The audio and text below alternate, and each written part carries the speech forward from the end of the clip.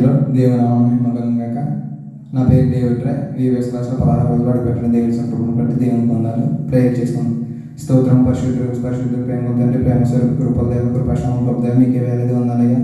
ఈ సమయంలో video class video చేయడానికి ఇచ్చినంత గొప్ప కృపను బట్టి మీకే వందాలయ్యా. ఈ వీడియో చేసిన ప్రతి గొప్పని దీనికి ఆశీర్వదించు నేషనల్ మా పీపుల్ తండ్రి ఆమె. పాట పాడుకుందాం. మార్గము తెలిసిన తప్పిపోయాను, ఏదో తెలియక నిలిచిపోయాను. 100 మంది కొరకు నీవు పోలేదు, తప్పిపోయిన నన్ను నీవు వెదకి వచ్చావు.